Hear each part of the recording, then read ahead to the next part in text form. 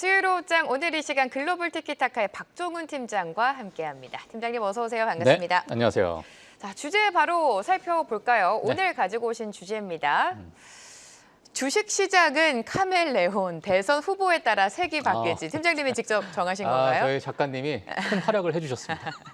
자, 지금 미국 민주당 전당대회가 어제 막을 올렸습니다. 네. 2일차인 오늘 오바마 전 대통령이 연설자로 나서면서 해리스와 오바마 20년간 이어져 온 두 사람의 각별한 인연에도 좀 관심이 쏠리고 있는데 예. 오바마가 해리스의 손을 들어주면서 더 해리스 후보가 예. 뜨거워지고 있는 것 같아요. 네, 맞습니다. 네. 지금 뭐 사실 뭐 지지율을 보시면 아시겠지만 네. 최근 들어가지고 뭐 큰 폭의 뭐 조정이 있었죠. 물론 지금 최근에 해리스 부통령의 지지율이 뭐 트럼프를 또 압도하고 있는 그런 모습을 보이다 보니까 물론 뭐 완전히 압도한다, 오차 범위 안에 뭐 왔다 갔다 하고 있기 때문에 그 부분은 우리가 이제 대선까지 좀 지켜봐야 될 것으로 보여지고요. 사실 뭐 일각에서는 과거 지금의 이제 해리스 부통령이 과거 경선 당시에는 그렇게 크게 인기를 끌지 못했는데 자, 이번에 민주당 후보로서 나오게 되면서 뭐 크게 또 인기를 끌고 있는 물론 정말 호화로운 그런 지지 속에서 지금 지지율이 뭐 좋은 견고하게 좀 흘러가고 있는 상황입니다. 자, 그러다 보니까 우리는 또 미 대선에 집중을 할 수밖에 없는 네. 상황이죠. 왜냐하면 미 증시와 또는 글로벌 증시가 미국의 이 새로운 대권 주자들의 어떤 공약에 따라서 크게 정말 압도적인 그런 영향을 줄 수 있기 때문에 그 부분에 대한 우리가 관심을 또 가져야 될 것 같아요. 예, 네. 그래서 최근에 모르겠습니다만 뭐 정말 트럼프의 피격 사건이 점점 잊혀지고 있는. 맞아요. 예, 언제 사실 피격 사건이 있어서 트럼프 후보가 더 각광을 받았었잖아요. 맞아요. 네. 예. 근데 정말 그게 신이 내렸다. 뭐 이러한 뉴스 기사만 헤드라인만 제가 한 수십 가지를 본 것 같은데. 그 와중에 계속해서 주먹을 날리면서 강인함을 보여줬었는데. 예, 참 요즘에 네. 강인함이 조금 사라지신 것 같습니다. 예, 네, 그래서 네. 예, 그래서 오늘 뭐 지지율 자체를 보게 되면 사실 지금 그냥 경합주라고 우리가 이야기할 수 그렇죠. 있는 뭐 스윙 스테이트라고 보통 얘기를 하죠. 근데 이런 경합주에서 그래도 지금 해리스 부통령이 조금 지지율이 우세하고 있는 상황이기 때문에 자, 오늘은 제가 좀 말씀드리고 싶은 게 뭐냐면 오늘 작가님이 정말 너무 잘 써주셨어요. 카멜레온이 카멜레온. 딱 맞는 말이에요. 예, 오늘 막 감동 먹었습니다, 제가. 자, 그래서 정말 이 네. 하반기 시장이 어떻게 색이 변할까라는 부분을 제가 정확하게 예측을 하고 있으면 지금 어디 뭐 회장을 하고 있겠죠. 돈도 많이 벌었을 거고. 근데 자, 지금 과거에 있는 여러 가지 데이터를 통해서 이제 미래에 어떠한 우리가 시나리오를 볼 수 있을까를 한번 우리 많은 시청자분들과 함께 그렇죠. 좀 나눠보고 싶어요. 예. 해리스 돌풍의 국내 시장에서는요, 연일 해리스 트레이드가 이어지고 있습니다. 주식시장과 카멜레온이 정말 맞는 말인 게 몇 네. 주 전만 해도 뭐 트럼프 트레이드하면서 관련주들이 급등이 나왔다가 이제는 해리스 돌풍이 이어지고 있습니다.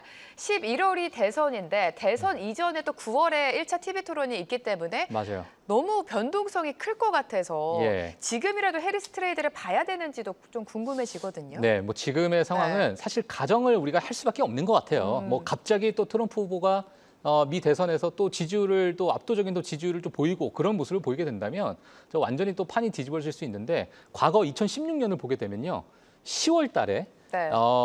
그때 당시에 힐러리 클린턴과 도널드 트럼프 그 당시 후보와의 이제 지지율 또는 누가 당선될 것인가라는 설문조사에서 힐러리 클린턴이 그때 당시에 91%였습니다. 예, 그리고 도널드 트럼프가 9%였어요. 자, 근데 그게 이제 대선, 예, 우리 당날 이제 그날 미 대선 때 완전히 또 뒤집어지는 사건이 있었기 때문에 자, 이 부분은 우리가 조금 염두에 두고 또 지켜봐야 되지 않을까 이렇게 보여지는데 사실 과거에 현직 대통령이 재집권할 경우에 주가가 어떻게 됐는가, S&P 500이 어떤 방향을 보였는가가 통계 자료가 있습니다. 그래요? 예, 네. 그래서 그 부분을 한번 우리가 보시게 되면 이제 파란색 선을 아마 보실 텐데 네. 이 파란색 선이 재집권을 할 경우예요. S&P 500입니다. 자, 그리고 이 주황색 선이 재집권을 하지 못했을 경우입니다. 자, 그렇다면 물론 지금의 바이든 대통령이 후보직에서 내려놨기 때문에 이제 뭐 지금은 뭐 양 후보가 다르게 봐야 되지 않느냐 이렇게 볼 수 있겠지만은 지금의 현 정권의 어떤 추세를 이어가는 해리스 부통령의 그 바톤 터치 이 부분이 향후 시장의 증시를 어떻게 영향을 줄까? 지금의 지지율이 높기 때문에 이 부분은 우리가 좀 집중을 해봐야 될 것 같고요. 만약에 해리스 부통령이 대통령이 된다면 우리가 여기에 좀 집중을 해야 되는데 지금 현 정권에서 특히나 이제 제네리 옐런 재무부 장관의 단기채를 지속적으로 찍어내고 있는 상황. 그러니까 미국 증시의 유동성 공급을 지속적으로 하고 있는 이러한 상황이 언제까지 좀 이어질까? 장단기 금리 역전 이 상황 자체가 벌써 2년이 되고 있는 상황인데, 자, 이러한 장단기 금리 역전 자체가 오게 되면은 야, 경기 침체가 오더라. 네. 자, 이러한 얘기가 있었어요. 하지만 지금 자체는 정말 단기 채권을 지속적으로 시장에 유동성을 공급하고 있기 때문에 어느 정도 시장이 부양이 되고 있고, 만약에 민주당에 조금이나마 도움이 되는 그런 방향으로 가기 위함은 지속적인 11월까지는 지속적인 유동성을 공급을 해야 되겠다. 자, 이러한 어떤 우리가 합리적인 추측을 또 할 수도 있을 것 같고요.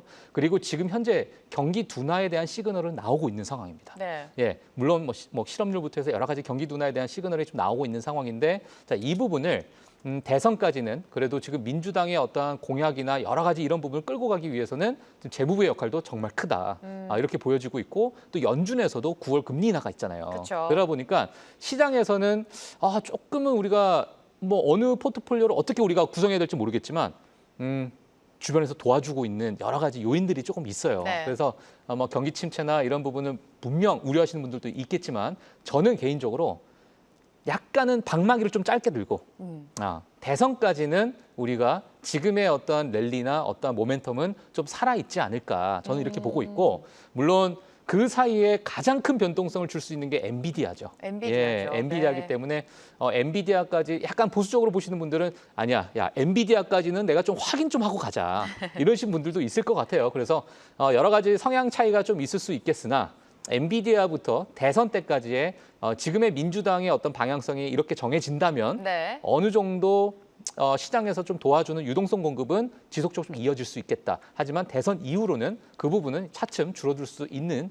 요인이 되기 때문에 방망이를 조금 짧게 들자. 짧게 들자. 네, 이렇게. 미국 시장도 대선 시즌이 본격화되면 변동성이 확대될 수 있겠죠. 그런 우려가 계속해서 나오고 우리 시장도 마찬가지입니다.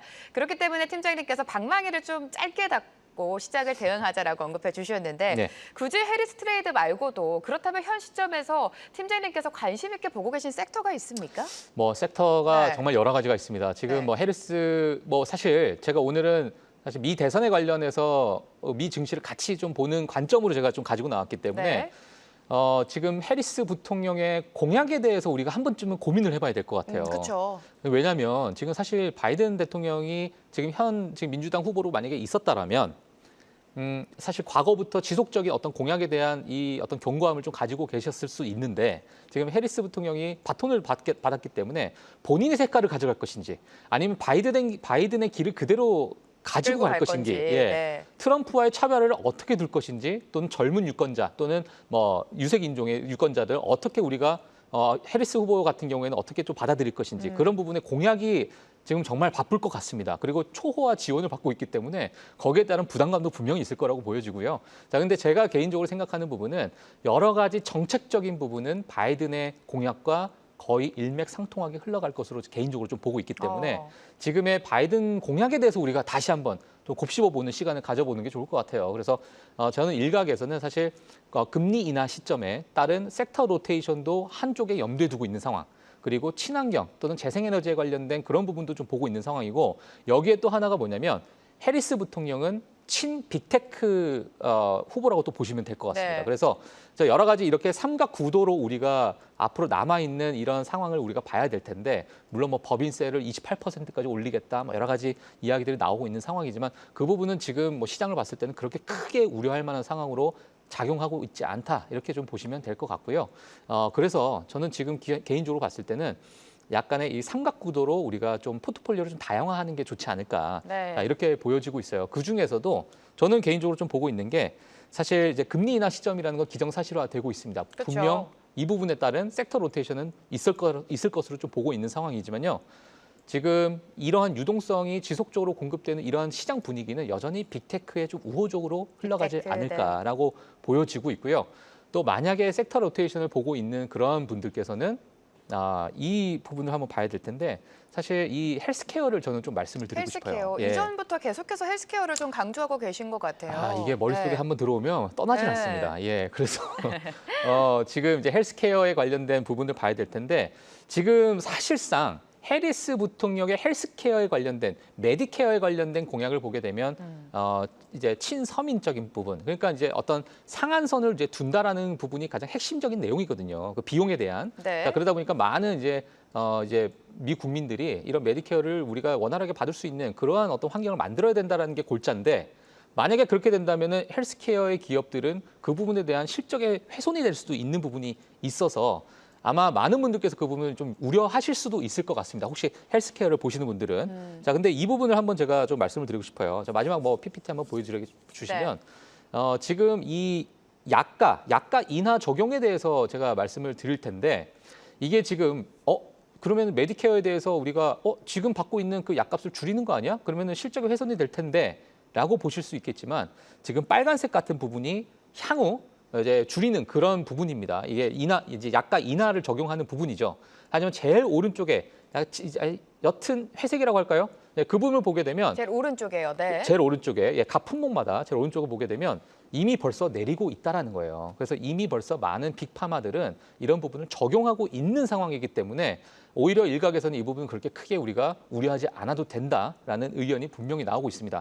자, 그래서 다시 한번 정리를 하자면 일단 지금의 모멘텀은 빅테크 위주로 조금씩 흘러갈 것으로 보여지고 있고, 금리 인하에 대한 섹터 로테이션, 특히나 중소형 러셀 2000 지수에 대한 포트폴리오도 일부 좀 가져가시는 게 좋을 것 같고요. 만약에 종목이 좀 힘들다면 러셀 2000 ETF로 가져가시는 것도 정말 좋습니다. 왜냐하면 ETF 안에 그 섹터의 어떤 비중을 보게 되면 가장 많은 비중을 차지하고 있는 게 유틸리티예요. 근데 유틸리티 최근에 좋은 흐름을 보이고 있는 상황이고요.